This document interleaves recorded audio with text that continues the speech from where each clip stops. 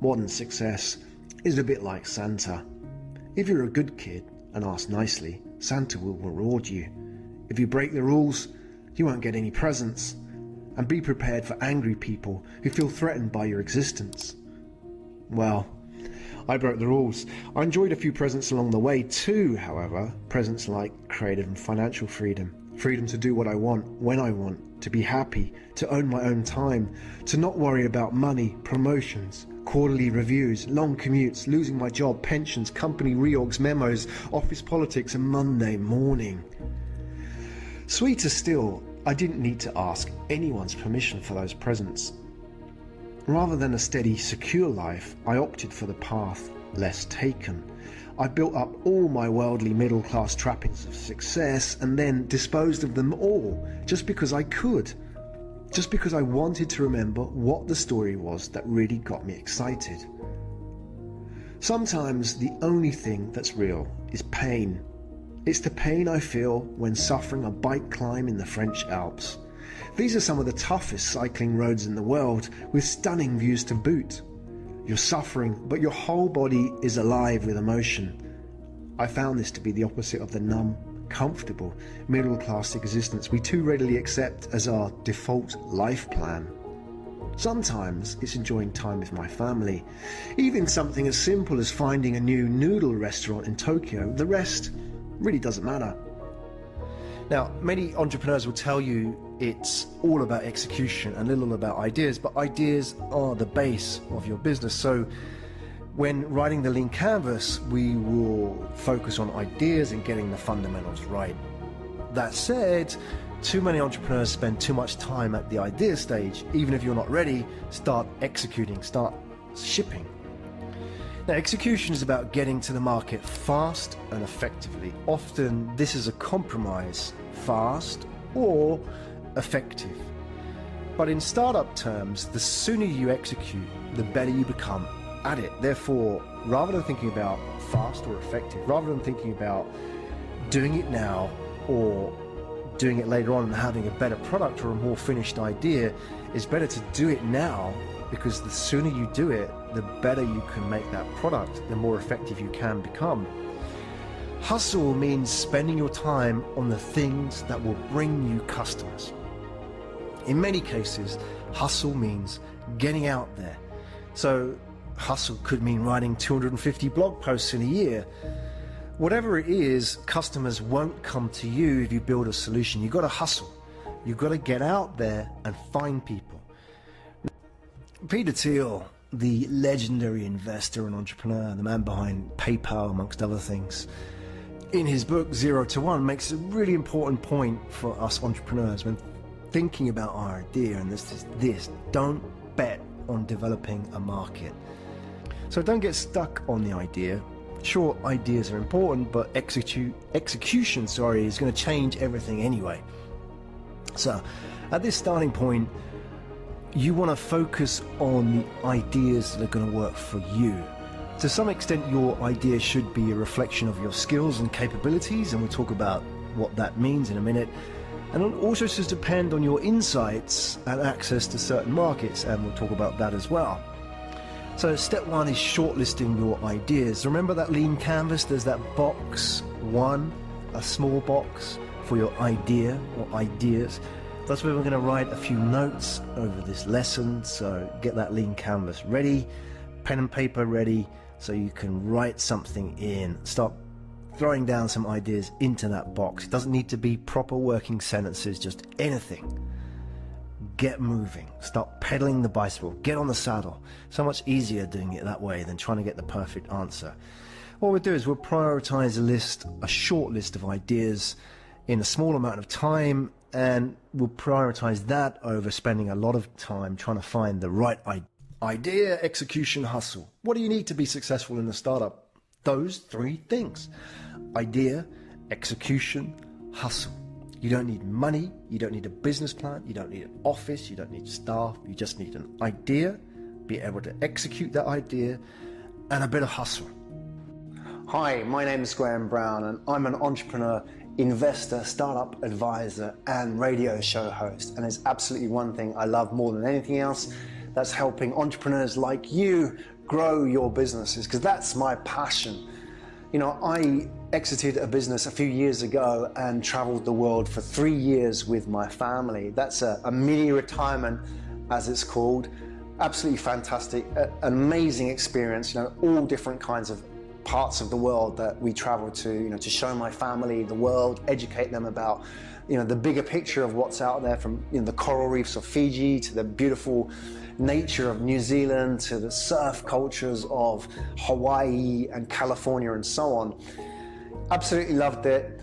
But, you know, there's one thing I love more than travel and sitting on a tropical beach somewhere. It's working in a business, working on a business with entrepreneurs. Because, you know, I believe I should say that there's no greater adventure in life than living life on your own terms. And there's nothing more rewarding than seeing somebody leave one narrative about their life and start writing their own life story, start their own business, and to go through that journey, to overcome the challenges, and, you know, as a result of that, become a stronger person. That's absolutely my passion, and it's an adventure that I love sharing with other people, whether that's through advising startups or through my course or through my mastermind, where I gather together people, like-minded entrepreneurs, to help each other grow their businesses, or through the startup events that I organize, or through the radio show where I get to interview inspiring entrepreneurs and share their journeys with people just like you. So I believe business is an adventure, and it's an adventure that I'd like to invite you to join me on. It's an adventure that never goes in a straight line. It's always a bit up, a bit down, but that's how adventures are. But as a result, you always become a stronger. I read this book when I was a kid called 1,000 Santas or something like that. It told the story of how, on Christmas Eve, 1,000 men set out to work in Santa costumes around town, from department stores to schools. When all the hard work was done, they went home and changed back into their civilian clothes. The local kids loved their Santas. The illusion was complete. They didn't know any different. Santa was a cuddly old man who, despite the apparent inconsistencies, could squeeze down chimney stacks and be everywhere at any time. I was 6 years old, I think. I told my friend at school about the book. I told him that Santa wasn't real. Rather, he was a guy, or one of 1,000 guys, dressed up in costume. It was his job. Everything we'd been told about Santas by parents, teachers, and the TV was a lie. Not thinking much about this world-shattering revelation, I said goodbye to my friend at the school gates and walked home. The next day, his angry mother stormed into school, fuming at the teacher. I tried to hide behind the classroom bookshelf, but she saw me. Her eyes widened. She pointed at me, cowering in the corner of the room, and boomed, "Are you the boy who told my son Santa doesn't exist?" In the 1990s, everybody talked about first mover advantage. It was very big back in the dot-com days, and companies like Amazon proved that being the first had a huge impact, a compound impact on their branding, trust, and awareness. So everybody thought that you've got to be the first mover to make things work. And that kind of wisdom still persists today. People think that you've got to get first into a market to dominate that market and be fast. And that makes some people a little bit wary, a little bit bored of working with existing markets. You know, when you say you've got an idea, if somebody says, "Oh, well, so-and-so's already done that," don't ever take that as a reason why you should stop. And here's the reason why. Google wasn't the first, was it? I'm sure you use Google as your main search engine, but if you went back a few years, there was Lycos, AltaVista, Hotbot, Excite, and many others that came before that. Remember Yahoo? Well, that was years ahead of Google, right? Yahoo was one of the first movers. But Google now completely dominates that market. It's much better to be the last mover for a number of reasons. First movers have to make big bets on developing a market. They spend millions on educating customers, on developing business models, and testing unproven concepts. So what I did was I sold everything. I packed everything that I owned, my family owned, into a suitcase or 3 suitcases and traveled the world for 3 years. It was like a huge detox of all the junk that you build up over life. Why? Well, why not? That's my story. There's another story out there which people will pick up on and learn from, and that's the story about go to school, work hard, get good grades, get a good job, work hard, get promoted, get a car, get a house, work hard, get promoted, get a bigger car, bigger house. You only end up spinning the hamster wheel faster. That's a story that the mainstream media tells us, and I wanted to do it differently. So, for 3 years, we snorkeled the pristine coral reefs of Fiji. We sought out new adventures in the wild, abundant nature of New Zealand. We hung out in California with surf dudes, Florida, Cyprus, hung out in Lanzarote and the Canary Islands off the west coast of Africa just so I could fulfill a life dream of doing the Ironman triathlon, lived on the subtropical island of Okinawa in the East China Sea. Life's an adventure, why not do it? So maybe you don't want to do that, maybe you don't want to travel the world for 3 years, but if you build your business right, you can have choice. Maybe you can take some time out, maybe you can travel for 6 weeks, 6 months, 6 years, whatever you want. Maybe you can start another business. The choice is yours. You don't have to follow a story that somebody else has written. And that's what it's about. Life is a story. If you want a better life, all you need to do is tell a better story. So to become a successful entrepreneur, you need to answer 4 questions successfully. And those 4 questions are: 1, why are you in business? Why this business? Why you? Who is your customer? What keeps them up at night? What are their pain points? What idea will you turn into a product? And how to launch that business for very little money and time. So let's review those 4 questions again. 1, why are you in business? 2, who is your customer?